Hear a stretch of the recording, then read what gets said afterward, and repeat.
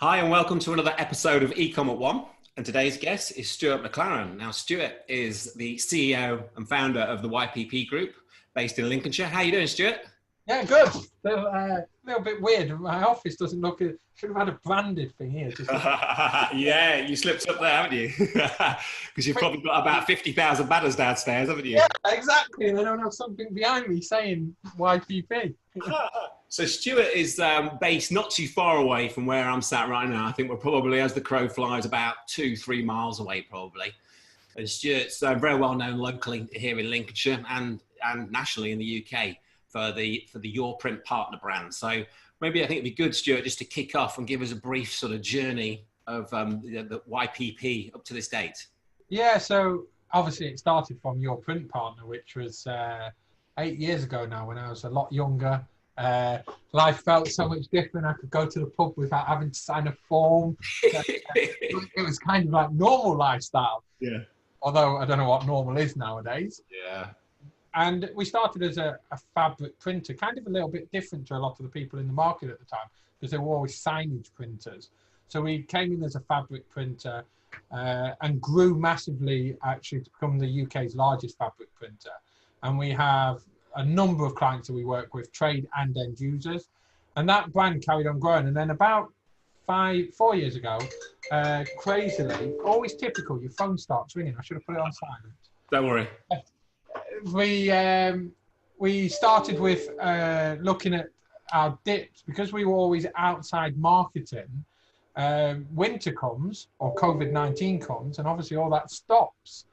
And being a large format printer, we didn't really have any products that people at home wanted. So it was great having all of our customer database. And then we were like, well, now it's Christmas, we'll just sit and do nothing for a couple of months. Yeah, okay. So I created a brand called Sanitiser, which was Hessian Sanitiser. And that's what started getting us a lot of awareness, because we took that to QVC, we took it into retailers, it went everywhere from a Hessian Sanitiser. And it was quite crazy because we were having a really nice summer, kind of like what we've had during lockdown. Yeah. And I came into the office one day, and my creative director, and that was there, and I was like, I'm ordering 50,000 potato sacks. And literally my staff was like, I think Stuart's losing it. Yeah, it's all gone. His brain's gone. He's lost it. He needs to go see someone. And I said, no, I'm going to do it. And they're like, what are you going to do with a potato sack? Like, we're going to brand it up, a Hessian vintage Christmas sack. And they're like, we're talking about Christmas. It's only July, Stuart. I'm like, no. Everyone does Christmas in July. This is the new thing. Yeah. So I remember this container arriving about 14 weeks later, full of basically potato sacks. And they all looked at me going, yeah, he's lost his marbles. And we all got covered in Hessian offloading it. It's worse than dog hair. It gets everywhere. And you find it for months. And you think cats cough up fur balls. You should have seen what we were coughing up with these Hessian sacks. And so we started Santa Sacks. And actually, that was probably my first proper step into e-com, because Your Print partner being trade, they don't really buy online. We just get hundreds of orders a day. Yeah. And Santa Sacks took off really quick. We have around about 25,000 fans on Facebook now. Yeah. And Facebook just kind of snowballed for us. Everybody was like, oh my God, have you seen these? Oh my God. And it just grew bigger and bigger. And it's really bizarre because we talk about Christmas in July now. We're already getting orders for Santa Sacks. Wow, actual orders. That's not just you thinking about ordering stuff. Yeah, exactly. They're already ordering. And then you get an email going, do you know when my Santa Sack is coming? Well, you know we're in July, don't you? We've got 6 months to get it to you. Christmas is a priority at the minute, but it's as we started growing our brand, and that now does around about 100,000 orders each Christmas, which is still insane volumes of traffic. And then when I sat looking at it about 3 years ago, I was like, I like e-com. I make money while I'm asleep. And you see all these posts all over LinkedIn nowadays where it's like, to earn 100 grand a year is only equivalent to £105 an hour or something if you work more hours or something. You're like, well, you don't want to work more hours. Yeah. And then they go, well, become an e-commerce entrepreneur. And you're like, yeah, as if it was that easy. Yeah. But basically, that's where Custom Gifts, which is our new brand that sits under YPP as well. And we own licenses to Warner Brothers, to football clubs, and we have partnerships with around about 55 football clubs, Disney, chocolate brands. So it's absolutely crazy. the volume of orders that all come in. So we started that last year. And as always with e-commerce, you think you know what you're doing. Our e-commerce has to be a little bit more technical because it creates the print-ready files on the servers. So the second when our guys come in the morning, they click a button and all the orders feed into the system and everything's going to work amazingly. And then what we did was we did that typical thing that probably web entrepreneurs and web people do is they go, yeah, I know how to do it because I've built it. So this is how you do it. And then you put someone who's never been on your site before in front of it. And literally, like, I put my mum in front of it. She's like, where do I start then? What do I do? And I've done this speech actually at an event when we went for investment. And it's quite funny because I was literally like, for every £1 I spent, I got 76p back. And they're like, that's not good, Stuart. And I was like, I know it wasn't good. So it was costing us money to win the sale. And e-commerce businesses do start like that because you have to drive the sales. And then it got better and better. And now that brand, I'm glad to say, during lockdown has been insane. I did put some pictures on LinkedIn of one of the mornings when I came in and the production team said, oh, can't have been that busy online last night. It's only printed out like 150 orders. It's like last night, that was the last hour. Do you want me to invest for the rest? And my warehouse is 38 meters long. And the shipping labels went down the warehouse. I'm back. For those guys listening in, I would really implore you to follow Stuart on LinkedIn. I would say LinkedIn. Obviously, I follow you on there. And Stuart posts a lot of imagery and updates of the journey, and specifically this last 3 months when there's been some crazy order volumes. You know, that shipping labels the whole length of the warehouse and back again. You know, lorries full of branded product for well-known brands, which we'll come to. You know, fantastic. So we've got 3 core brands there then, Stuart, is that right? So we've got your print parlour, which started as like a, I don't want to use the word, but like a traditional print company, but obviously is then completely, you know, really focused on material print and sort of fabric print. And I know that was something when probably, I don't know, maybe 4 years ago, we went to an expo and we found this fabric print stand and we went there and we were the only, no, maybe 5 years ago, we were the only one. It was like, yeah. And we had like 25 people say, where did you get that from? Where did you get that from? And then I think the next year, everybody had them. And I think everybody bought them from Stuart at that point, pretty much. I think I actually spoke to you then at that point. That was like 4 years ago. We briefly had a chat. And you see expos now and they're full of these fabric prints. You know, whether it's 5 meter, 3 meter, 1 meter, all the different connotations, isn't there? And then we've got Santa Sacks, which is sort of the Christmas focus. And then we've got the custom gifts. So obviously there's that thread all the way through of print. You know, obviously print, all the different angles of print. And more importantly, you've got different sort of seasonalities covered there, which is, you know, I think a lot of e-commerce stores, you know, they're focused, you know, they're ticking along maybe, you know, maybe a bit extreme, but and then Christmas comes, they've got this 4, 5, 6 week opportunity. So, you know, great example there of, you know, different times of year having different product sets, different sub brands. Yeah, it's actually quite interesting on that because we were talking to one of our resellers today who work through API feed into our system. So we print still trade gifts as well. And they said that they do 70% of their annual turnover is in 6 weeks of Christmas. Yeah, it's quite normal, I think. Yeah, and it's so crazy when you sit and think about it. You're like, well, what about the other 46 weeks a year? What are you doing? Yeah. You only generate 30% of your income in that period. Yeah. But that's when all your costs are.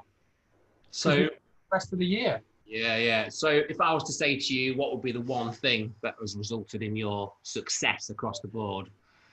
What would you say that would be? Being different. Yeah.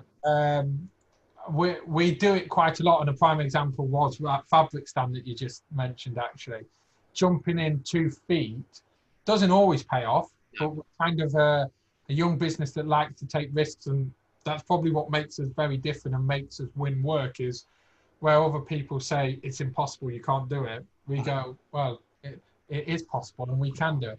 And actually, in our office, we have a massive big wall papered. And it says it's kind of fun to do the impossible.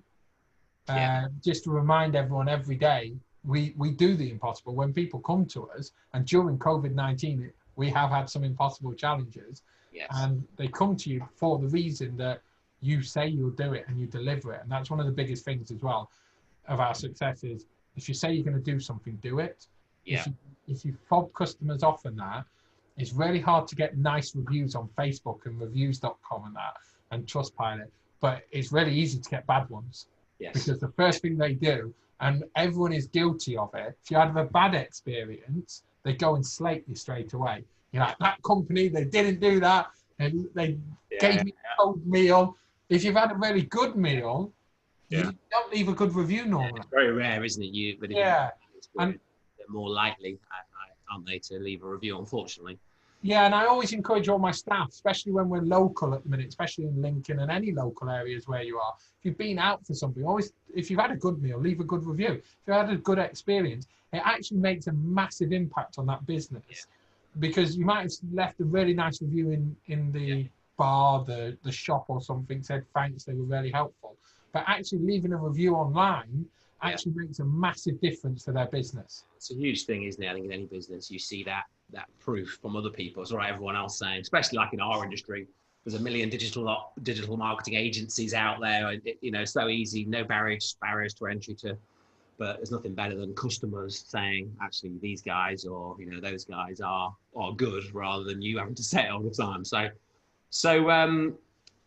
think I like what you said at the beginning of that. Obviously, you've got 3 brands that are doing very, very well, but I think it's what you're saying there is just go out and push through, but not every time it's going to work is the reality. But it's taking those shots, isn't it? It's taking those risks, but obviously calculated to a point. Yeah. You're working in different areas of print, but obviously underlying there is print. I'm guessing inside out, upside down, back to front of the industry. So to pivot. I'll try not to do an episode without using that word, but we're going to have to throw it in, I'm sure. To pivot, you can have not a huge entry cost potentially, because you can try stuff, can't you? You can test some products. It's using your skill set as well, because we didn't know that we had a really talented girl who did animation who worked for us. So last year we did a little bit different, and again trying to be different is Facebook and Google and everyone that at Christmas, obviously the ad spend goes crazy. Yeah. And everything like that. So Olivia, who actually works for us, drew our new front cover to one of our Christmas catalogues. Actually drawn. He drew that, yeah. And drew theirs and carried the pattern onto the back. Yeah. But what we actually did was we did the different. We were like, right, Facebook and that's all crowded. Let's stick catalogues into actual people's doors. Yeah. Let's drop them onto people's doorsteps and see if it drives traffic differently that way. Yeah. And it's always trying to be different. We still supported that completely with an e-commerce online side of it. But you've got to balance it out across everything. So that brings us on to the next question nicely. So you see this banded around like a lot of industries. Is this dead? Is that dead? Is SEO dead? So do you think print will ever die? Oh, that's a hard one. Would print ever die? Do you know what? I don't think it will. I think it will keep reigniting in different directions and trying to do different things. But I definitely don't think print will just die out. Yeah. I think the traditional print on the high street might die out. Yeah. Just because the simple fact is there's lots of companies out there with massive big printers that can do it so much more cost effective because it's all automated and that, versus a little high street guy who's printing out 50 flyers for you. However, the guy on the high street for 50 flyers is probably the person, if you're wanting a more local touch, pick them up the same day, have that interaction of advice and that, because a lot of it's now online, where you talk to a computer and say, I want this, and then it goes in its little library and goes, oh, this is the response, I should say. I actually like getting print. Obviously we're all, as you will be, however many hundreds, if not thousands of emails a day trying to get your attention. It's very hard to stand out in an inbox and on social media, Facebook ad, all the ad platforms. It's more challenging, but to get, I still subscribe. Here's one of my, this isn't mine, but this is something I subscribe to. It's a print magazine all about funnels, comes from the US. Russell Brunson. I've had this for 3.5 years now. And I love when this lands on my desk. I'm like, oh yeah, it's that time of month, and it comes in, and usually I end up buying something that's associated with it or whatever. So I think those my I would say as well, it's like using traditional print with the modern day marketing methods, using email, etc. But then in those sequences, because like you touched on, clients using APIs, it's very easy to work an API into a sequence, send two emails, then API off to a print company like yourself, and then day 14 send the postcard that invites them to the webinar or invites them to the to purchase product XYZ. So like any industry, you're saying it's not going to die, but it's going to move. Like you have moved in the last very short period of time. You rather than printing business cards for a living, which is don't take that the wrong way, which is where probably a lot of printers start, isn't it? Stationery, traditional print, letterheads. You've gone fabric, and then you've gone fabric. Like 10,000 flipping potato sacks, and a million miles later, or however many miles later of printed physical things. So the custom gift business, I think that's a business that I know I've seen. I've got a very good friend, or a very good friend of a friend who is sort of completely stopped his career in working for a print company and went and invested in a company that provides the API for a lot of firms. Custom Gateway, I think they're called. Yeah, I know those guys. Yeah, Alistair. Do you know Alistair? I don't know. I do know Custom Gateway. Yeah, Custom Gateway, and I know, I don't see him that often. Where we usually have a golf trip every year or so, but last year we didn't. So, but last few years when I had seen him, it was like some of the scale of the growth of that industry, custom print, and obviously that's something. So tell us about custom, the custom gift business. Yeah. So specifically, I'm really interested personally how you've managed to sort of get these relationships with these absolutely top tier brands. Yeah, so custom gifts is very different to a lot of brands out there. We own the master licenses. We own the licenses to not only manufacture the item under a brand of Warner Brothers, for instance, Harry Potter, Looney Tunes, all of the big names that people know and has grew up around. But we also own the rights to personalize that and make it look like it's the official brand. So, for example, Friends TV program that's now 25 years old, and now has got the actual average audience age now is between 12 and 16, which is crazy. Wow. It's come round full circle. Come back round, and people say, "Have you seen this Friends program?" And we're like, "Yeah, that was out when we were kids." Yeah, my son is obsessed with it. He's 13, so bang on the nose with that. Yeah. So Friends is coming back massively. So what we did was, when we did it, was I didn't want to be another personalization gift company. And you know what? I don't have one on my desk, but normally where you just get a mug that's been sent to you and it says Stuart. Oh, great. That is an amazing mug. Thank you. That's not what we wanted to do. We wanted to go out there and go, we want you to have a Friends cushion, for instance, with the famous Friends picture frame, but a picture of you and your mum in it with the name on it, and all within the brand, and all made in the UK, and all produced to the correct standards. So it was quite a hard job pitching that to obviously global brands, because the simple thing is that they sit there and go, well, no, why should we let you personalize it? That doesn't fit within our brand guidelines. How are you going to stop someone swearing on it? Football clubs are the worst for that, because one day the manager's the best thing since sliced bread. The next day he's an idiot and you don't want him in the club. The scope for personalisation is there, So, and if you've got then an official, like, I don't know, Sheffield Wednesday towel holding up and it says you're an idiot or whatever the manager's name is, go away, and that, you're kind of like, that's not going to go down very well. So we had to put in lots of profanity checks and everything built into the site.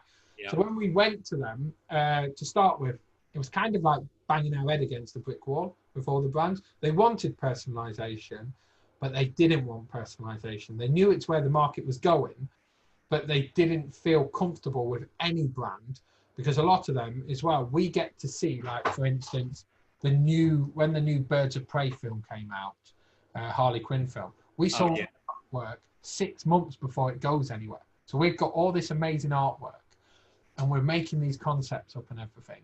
And then a lot of companies would then send that out to China, or India or somewhere make the products, then it comes in. And what was happening was they were then overprinting onto it or embroidering in that, but it didn't feel part of the product. Yeah. Where we were like, no, we'll make everything from scratch, sort of thing. It's all part of one layer. Right. Yeah, so we have this giant rolls of fabric come in. We print onto it. The seamstress is here, cut it, sew it, put all the legal labels and that in it, gets packaged up in its correct branding, then it leaves. So when they started seeing that, they were like, actually, the quality's good. It looks like it's a whole product because it's being made at the same time. Yeah. And it's going to meet the price points as well. So we don't need to worry about the price points as much. Yeah. So that was how we kind of started our relationship. And as soon as you start getting a few, they all follow suit fairly quick. Yeah. Going after a couple of big name brands, putting everything you've got into it, showing the differentiator, obviously answering all their concerns. Once you get one or two, and then sort of the floodgates open and you start to get the rest. Yeah. Yeah, exactly. Yeah, fantastic. So listening to you obviously, I know the last 3-4 months particularly, but just, from the outside looking in, I'm not too far away. Like I said, it seems like you've always got, a new eye. I think that you were on QVC not long ago. I saw you. I think that was right, and then the next thing I know, you've got a shop in Meadowhall for 3 months or 6 weeks. So much going on, and so much going on at a level that is so admirable. How do you manage to sort of do everything? How do you manage yourself? Any tips you would give? People listening to the podcast now, they might struggle to ship their 50 orders a day, whereas you're doing maybe 20,000 orders a day, whatever it may be. Yeah. So the big thing with us is whenever we do something, we don't do it half-hearted, because it's pointless doing it half-hearted. And you brought up the Meadowhall shop. That was the old Apple store. So just to put into concept of how big the store was. And when we kitted it out, we were only there for 9 weeks, was our store. It was over Christmas. But we kitted it out as if it was a full-on, full shop fit out, or walls decorated, alcohol licenses, everything was done for that shop. So it was done properly. One of the biggest things I've learned probably over the last 8 years is don't employ friends or family. Yeah.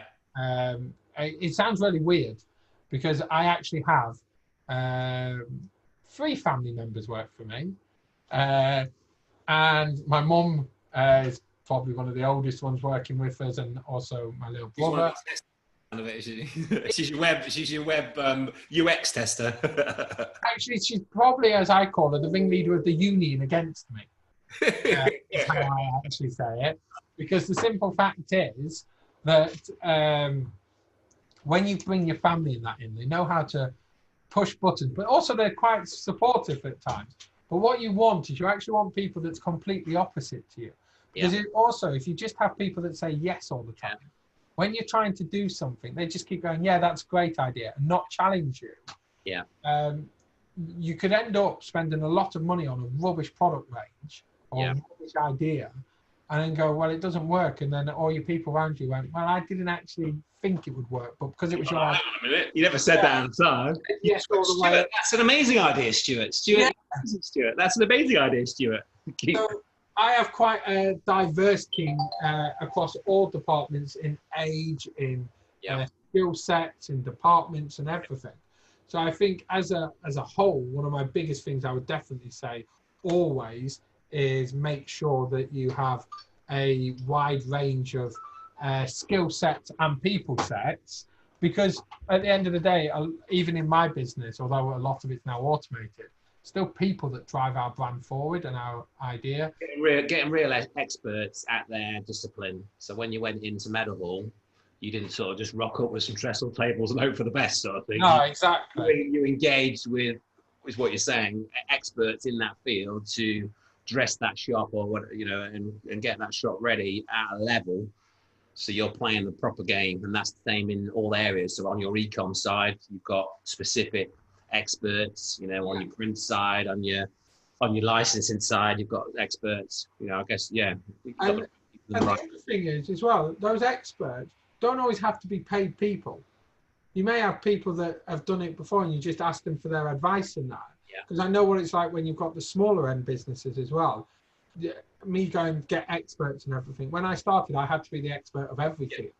I had to learn and go sit there reading, going, oh yeah, if I do this, I could make that work. And as time's gone on, you start bringing in people. The other thing that I do quite a lot is I come up, I'll sit awake at night and go, tomorrow we're going to do this.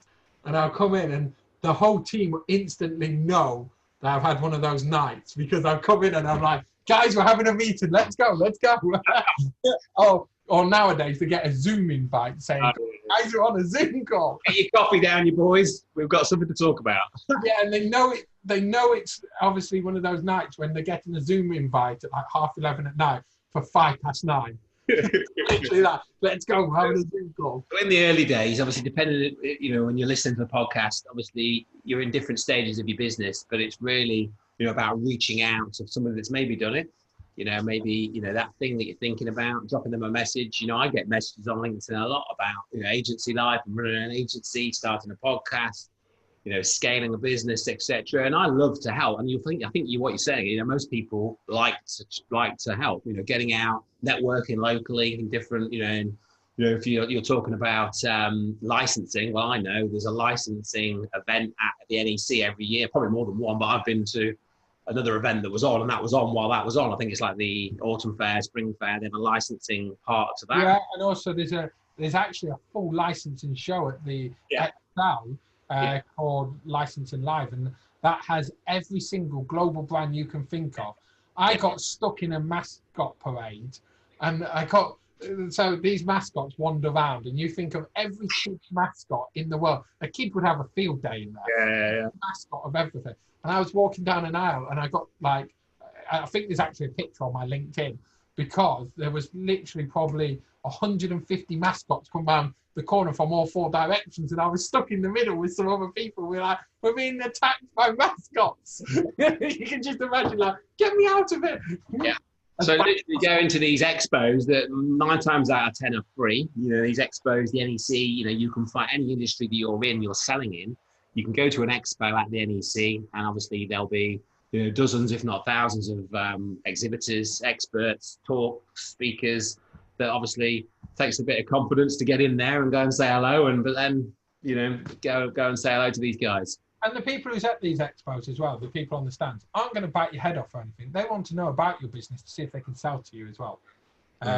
So going and talking to them and that, seeing what services they offer, what they do, trying to be a little bit quirky and different. They do remember you. And we've actually met some really good suppliers and partners over the time at expos. And I think people forget how powerful LinkedIn is as well. Yes. It's been a little bit weirder recently with lockdown and bits like that, but and everyone in China has wanted to connect with me over the last I'm sure everyone else is getting. So, when you're starting, just, Stuart's saying that, at the beginning, go to an expo, it's free, and then from there, you get to know who's who, and then as you scale your business and your confidence grows, you reach out to more and more people, and that's, great bit of advice there, Stuart. So, you say LinkedIn. Now, LinkedIn, I think, I keep seeing you literally, it seems like a Sunday night thing. I'm watching whatever's going on and preparing for my week. And then Stuart pops up. Oh, here's a picture of the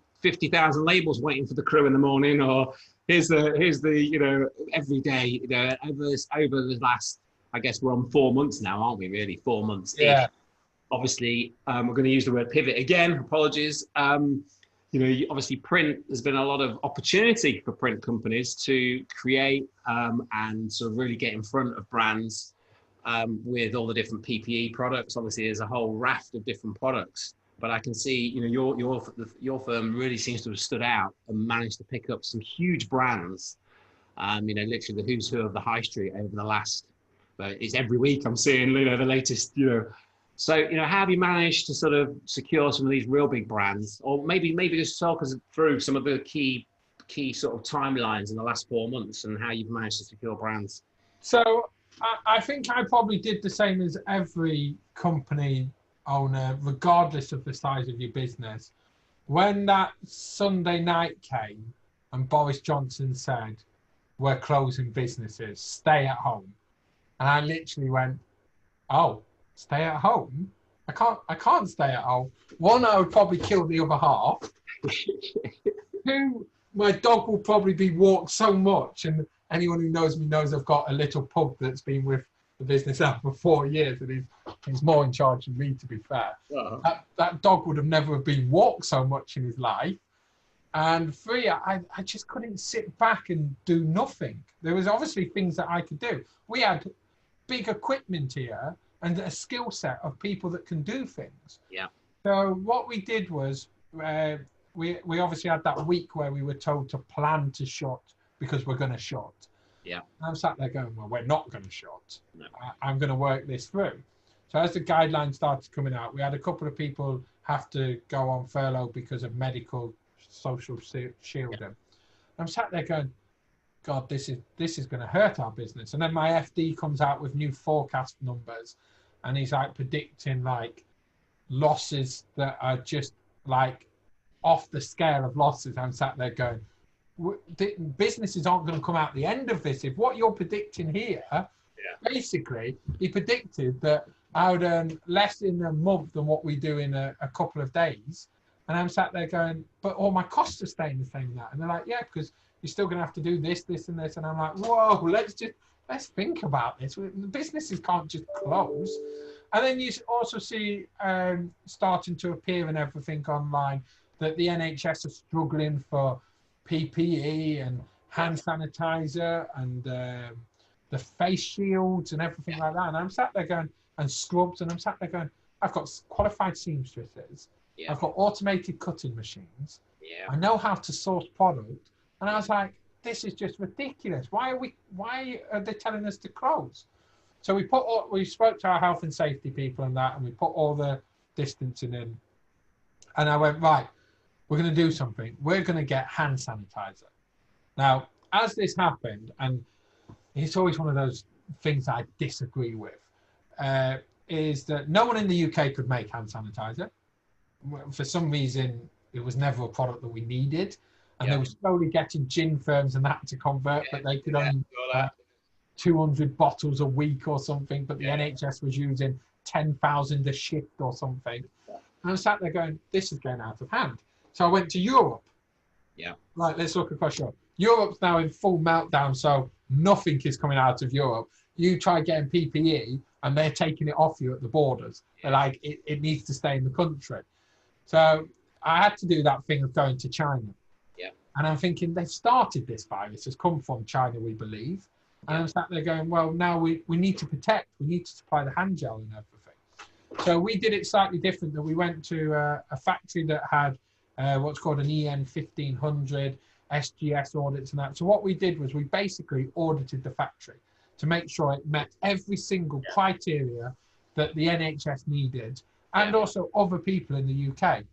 So we got all this paperwork done and that. I had it independent audited by American companies and that. I got it all, ordered 1.8 million bottles, which is just insane. 1.8 million bottles of sanitizer. 1.8 million bottles. I also have bottles on my desk like this. That was your first order? That was my first order. Because what happened was, I said to the NHS as they were opening Nightingale hospitals and stuff, I'll get your hand sanitizer because no one can get you it. Yeah. Oh, that's one of my bottles as well. I like it. That's one of my bottles. So we had a I can't remember the case now. Is it 24, 36? Yeah, we had a case up about 6 weeks ago. So it sits on my desk and you're constantly doing it. It's just become a natural thing. And that's it. Keep using it. You need to order more. I've still got some in my warehouse. Don't worry. 1.8 million ordered. So that day when you pressed the button and said, right, I want 1.8 million. That's one hell of a, I don't want to say it, but that's one hell of a toss of the coin, isn't it? Yeah, but purchase orders were coming in at such a rate that 1.8 million was sold within about 2 weeks. Yeah. Right, so they've now made all this 1.8 million bottles of hand sanitizer, and then the crisis gets a little bit worse. We start seeing death rolls growing, and the supply chain is needing it quicker than what they thought they were going to need it. That's where it then got scary, because I have a conscience. I had a delivery date to meet, and we could meet it by doing the sea freight. But supply, NHS, key workers, supermarkets, we're all going, we need this hand sanitizer now. And I'm thinking, okay, you need it now. How am I going to get 1.8 million bottles of hand sanitizer, which is a liquid, which is flammable, to the UK? Yeah. So I was like, I know what I'll do. I will charter an aeroplane. So what I do, I'll be one of these. So it was a really weird conversation when you're speaking to BA, going, you've got a 737 was the first plane I was looking at in Shanghai, haven't you? And they were like, yeah, we've got about 30 of them. Like, I would like to hire that plane. And they're like, but we can't bring people. I was like, no, I don't want any people on it. I want you to fly it from Shanghai to Heathrow for me. And they're like, okay. And then they were like, but we can only get 300,000 bottles on it, and you need to do all this extra paperwork. I'm like, that's not big enough. I'm like, I need a bigger plane. So they're like, we've got a 777 jumbo. I'm like, now we're talking. And they're like, and I'm like, and they're like, oh, so you need one of them? I'm like, no, I need two. So from going from putting a container on a sea freight, which is a truck, which would have been about 8 trucks, to now chartering full 777 planes. I'm sat there going, yeah, this is getting a bit crazy now. So then the invoice comes in for it, which then when you're hiring jets, that they're not cheap, especially. I did make the joke with the air person at BA, but they didn't seem to really take me serious. But as I paid for every seat on that plane, surely I was entitled to the air mileage. Because if I chartered 600 seats, surely 6 times 4,000 air miles or whatever it was on 2 planes, I should be entitled to. Then my first class upgrades for the boxes that were on the first class seats, surely I was entitled. Did you pay for it on your Amex though? That's the if you but they refused to take my Amex card because I thought, if you're not giving me the air points, I'll get them the other way. So we did that, and then it was really bizarre because I was then looking that we were going to need a 3rd plane, and BA's like, we've got no more planes. They're either locked down or they're being used. And I messaged one of my friends again through LinkedIn, and I'd worked with him on a couple of events, and I knew he was the health director or medical director of Virgin Group. And he dropped me a message back within half an hour. He's like, oh, your phone's going to ring. I'm like, okay, great. And he's like, and you're going to speak to the CEO of Virgin Atlantic Europe. And I'm like, what? I was expecting you to pass me to a salesperson. And that. He's like, Furlough, there is no salespeople. You're going straight to the top. Yeah. So now I have the direct mobile number of Virgin Atlantic UK, but his planes were smaller that he had out there, so we couldn't use them. But during lockdown as well, the prime contacts that you make, because the lower level staff were furloughed early on, the surprising nature of the people you were talking to were board director level and everything, like instantly. Yeah. And it made a massive difference to... So you air freighted in 1.8 million. 1.4 million came by air freight, and the rest came by sea. To speed up the lead time, get them here instead of 6 weeks. So instead of it being 5.5 weeks, it was here in 3 days. Yeah. Which then meant that we delivered in early, kept work going. And then we started making other quirky things like scrubs and other bits and pieces. And then that led us to looking at guidelines changing. And the big one was perspex screens. Yeah. Now, these have now become like the way of life. You go to a shop, you expect a perspex screen now. Yeah. You expect hand sanitizer on the entrance and that. Yeah. And these perspex screens, what was bugging me with them was perspex is an expensive material anyway. But supply and demand meant that perspex went through the roof. All these little local shops, it's already being hammered, and they can now only have one customer in their shop of that. Yeah. It's got to be a more cost-effective way. So we made a laminated card, it is, with the perspex in it. They have been probably our biggest selling product, not value-wise, but in volume of items that we have ever created. Wow. We sell on average around about 1,500 a week for the last 12 weeks. Yeah. And like a yellow design to them, is that right? Yeah, the yellow ones. So, but the really good thing with this was that always makes me smile with it is we put our brand on them because we created it, and that generated so many more small businesses ordering from us. Yeah. But also the big businesses were ordering from us. Yeah. So we had people like Kex, we had Laura Ashley. Every Laura Ashley store in the UK has got Asney screens in it with your print partner on there. It's such a great thing to know that we're helping the small and the big businesses, because everyone's being affected by this. Yes. And our mission was not to sit there and make loads of money off it or make our staff unsafe or anything like that. It was about driving the economy forward. And at the start, there was all these people on LinkedIn being their normal haters, and every business and industry gets it, kind of, you should be shut and that.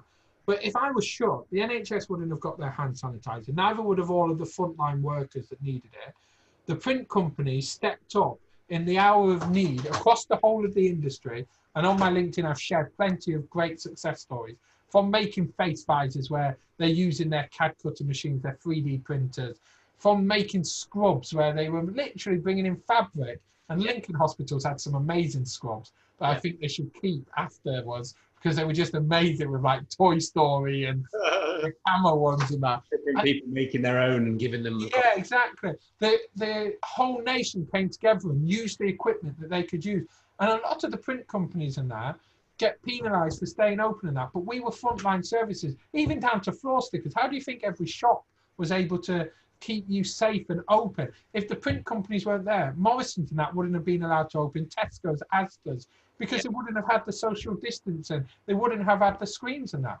The education piece, I mean, I think every firm has had to buy those sort of 4 or 5 things. I know we did. We used yourself for the sanitizer. We bought screens, we bought stickers, a sanitizer, a few other bits as well. And every firm, whether that's a one-man, one shop buying one of everything or a handful, or the likes of Morrison's with however many 1,000 pop-up banners that they need, which I think I saw you. Yeah, so that was another really exciting one. But also e-commerce businesses have had to buy all this because they're in big warehouses where they're running up and down aisles picking and stuff.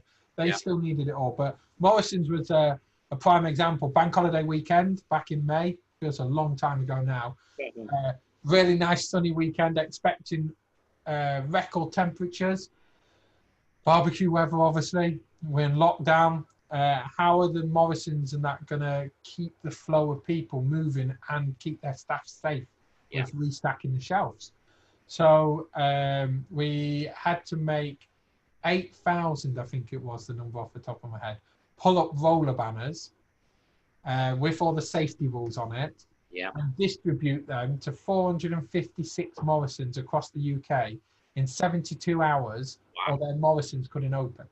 Wow. Yeah. Or they would have to follow a different protocol. So it was amazing for us.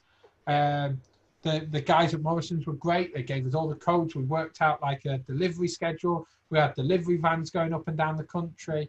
We needed to remind the nation and how Morrison's were and everything. And all the other supermarkets that you don't need to panic buy. Their supply chain was working, but just mindful of all the other people that's in the queue and that. You don't need to buy 20,000 toilet rolls. You really don't. That was like the craziest thing that I've ever seen. That we're going into lockdown, and all everyone thinks about is 20,000 toilet rolls. Like, would it be fair to say then? So obviously, traditionally, I know you'll be running ads and doing. You've got various people in your team and different agencies you work with on your digital marketing. Yeah. But those sort of large orders that you secured, was that more so? That is what you're saying is you do one big order and then it just became known on LinkedIn, etc., and sort of the senior management sort of network that you're involved with as well, that see that you supply Morrison's, and then the next thing you know, you get a phone call from Starbucks to say, oh, can you help us? That type of thing. So it's exactly it. So Morrison's actually came to us off the top of another order that we had done. Yeah. And Starbucks is the same. We're now rolling out the Starbucks hygiene stands across the UK at the minute. They're going out the door quite quick. And also every KFC in the UK, you'll start seeing these hygiene stands. The rollout has been huge of the product lines that we needed to do. Floor graphics. Yeah. I've never printed so many floor graphics in my life. I think our guys downstairs are sick of seeing arrows and stickers that say stay 2 meters apart. 2 meters. 2 meters is clean. Yeah. And I think, like, again, the power of LinkedIn and knowing the people in that. We also have another massive contract at the minute ongoing that we can't name until the first delivery's gone out. But that is off the back of one of these stands, and it's a contract that's ranging anywhere between 100,000 and 1.8 million pound, and that was off of a post on LinkedIn. Yeah, I mean that's just the headline right there, isn't it? Just using the platforms. I mean, some of the order volumes that are out there for these particular products right now. Obviously, getting in front of these major high street brands and major brands. It starts off with maybe that one-man band, that one-man shop, that one. In your instance, it's like that one day where you're thinking, what are we going to do? Right, well, actually, what we've got a warehouse full of machines and kit and raw material. What can we make? Well, we can make this small shop stand that sits on the, on a counter, and whoever's got a one-man band shop can now open safely. The customers can feel safely, and then from there, it goes into 1.8 million bottles of sanitiser getting air freighted in, and so on and so on. So that's an amazing story. That. And I also think like LinkedIn and that, I put a post of our hygiene stands on, and it was actually quite interesting because I was talking about this with my team on Friday. That post has now had 48,000 views. I only have 6,000 people in my connection. And it's surprising the volume, that the reach and that having an engaging post as well, I find quite important. It's not always about here's a price and that. There might be a picture, actually I know there's a picture of my dog sat at the automated cutting machine like he's running the machine, and I'm rolling up banners of the Morrison's job coming off, and it was probably 3 o'clock in the morning, and my pug was still at work with me, and he's literally sat on the stool watching the machine while I'm working. And it's showing our product, but in a subtle way. They're more interested in what my dog was doing at the office at 2 in the morning. So in terms of like marketing strategies during the last sort of you've got this sort of 3 or 4 month period, very much you're saying LinkedIn has been great for some of the bigger orders, getting in front of the bigger sort of key decision makers of bigger brands. But if we take LinkedIn out of the equation, I know we're saying we're absolutely, what would you say, to the e-com stores that are listening? Obviously you've got multiple stores there doing a lot of orders for the last sort of 3+ years. What sort of marketing strategies would you say you've had the best results from? So Facebook, you can't run any PPE adverts. Yeah. Although some people somehow or another are, but we got told off by Facebook. And we weren't even trying to profiteer. We had we were cheaper for hand sanitizer than Boots. Yeah. Or Superdrug. I can't remember which one exactly it was. We were trying to drive down the price. Yeah. We got told off for that by Facebook. Yeah. Thinking that we were profiteering, but that wasn't our aim at all. Now, what we would normally do in the grand scheme of things and everything is we would go to social media, Instagram and that. But we're actually going to try something again very different. And you guys are first to hear it. At the end of this month, we're actually running TV advertising. Okay. So for custom gifts, we're running on primetime ITV. Oh, that's good. And everyone instantly thinks it's going to be really expensive and stuff like that. I would urge people to look at it at the minute. Yeah. Is there particular deals at the moment because of the way the channels of? I know I follow the stock market pretty closely. I know ITV shares are about 1/3 of what they were pre-lockdown. Yeah, so there's probably the really interesting things are, and Channel 4, ITV, and Sky are doing it. ITV and Channel 4 are doing pound for pound match funding. Yeah. For the first time on airs. So every £10,000 you spend, you get 10,000 matched. It's about half price. So and then you can also still negotiate your rate card, which is also really good. Yeah. And the other one that I'm more impressed with is what Sky do. And I've had to learn a lot about TV the last couple of weeks because we have no one in our team that's an expert in TV. But Sky do something called AdSmart. Yeah.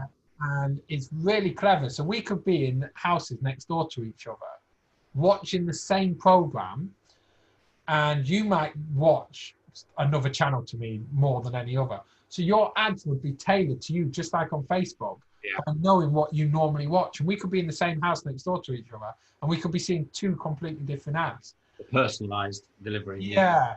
And what's even cleverer is they're bringing out a new thing that's also linked then to your web, your internet access. So then they can see what you've been searching and feed it all in, kind of like how Alexa does it. And they say she never listens to you. But for some reason, I would say red sofa in my living room, and I would get an advert for a red sofa a couple of hours later. And they say it's unlinked, and I'm like, well, I've never searched a red sofa. I think pushing the boundaries on normal stuff, yes, Facebook and that's always going to deliver some sort of results in that. Yeah. But I do think outside of the box, the brochure was another one of that. E-com is online, but you could, that's where your sale and your transaction takes place. Getting people to your site might be very different.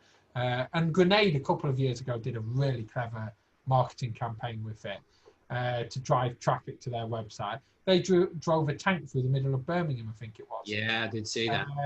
And again, it's doing the outside of the box, which is going to drive your sales. Yeah, and you would think, like, you know, obviously more and more people are watching TV at the moment, and there will be, you know, more, and then there'll be more probably negotiations to be had on deals and things like that. Yeah, okay, brilliant. So that's looking at the Sky ad smart, isn't it? Yeah. And then looking at deals to be had on sort of more the traditional channels, or the channels that you're targeting. So, Stuart, that has been fantastic. Lots of great, very inspiring story there. From start to end. I think it's particularly this last 3 or 4 months really interesting to see. Some huge, big decisions been made there over the last 3 months to import, to hire flipping, jumbo jets. That's crazy. To have the sort of confidence to do that, resilience to do that, but obviously behind all that is a serious amount of due diligence, a great team, support network. Obviously there's a lot goes into that. I applaud you. I really do. That's fantastic, Stuart. So I always like to finish every episode with a book recommendation. Do you have a particular book that you would recommend to the listeners? So this is going to be really weird. I don't read books. Okay. So I do this weird thing of going more onto like weird programs like Google and stuff and seeing what the latest trends and that are instead of reading books. I've never been a book person. Yeah. I'm more. And podcasts and things like that. No, I don't listen to podcasts either. But you might do next week, and then you can listen to yourself. I watch myself back and cringe, you always do. But I think like the big ones for me are going online, and I also watch a lot of like video content. Yeah. I'm more of that person that will have it on in the background while I'm working. I also have quite a large screen in my office, so it's split in half. So I've like at the minute we have our video call on one side, and I've got on my other side my emails and stuff. Yeah. So I'll be sat there working and watch it that way. Watching videos, learning off videos as opposed to reading. Yeah, fantastic. Yeah. So for the guys listening, if they want to find out more about yourself and connect with you directly, obviously certain brands that are listening into the podcast that want to connect with you directly, and other e-commerce stores that maybe want to buy your products, etc. Where's the best place to connect with you? Jump on LinkedIn. Expect lots of connections on LinkedIn now. And also it's great to see what other people's doing on there, because I'm quite active on LinkedIn recommending people as well. So if I know, like for instance, over the weekend there was someone looking for a Range Rover Discovery car. There's a local leasing company that I know's got them in stock. So point them in the right. Yeah, and that's what it's creating a friendly network, and you never know. There might be someone in there that sells something that I want as well myself.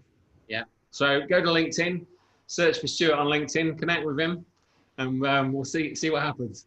Well, thanks very much, Stuart. It's been